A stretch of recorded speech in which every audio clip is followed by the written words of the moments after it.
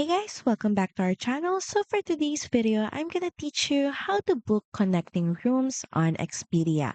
So first head over on expedia.com and consider logging into your account.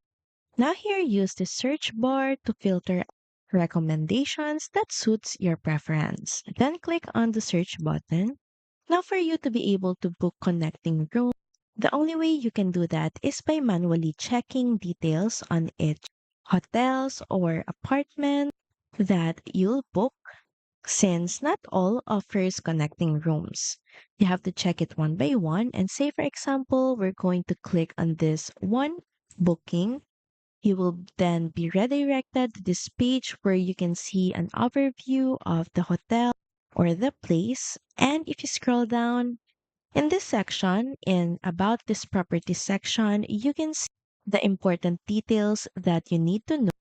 That includes connecting or adjoining rooms. If you see this included in this hotel or place, this will then be a great option for you to book.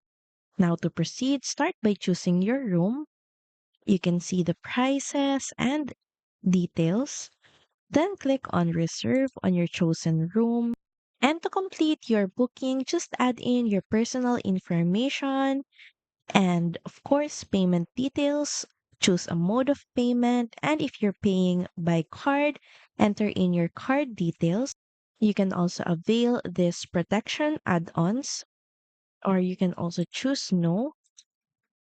Then, once everything is done, proceed by clicking on the Book Now button.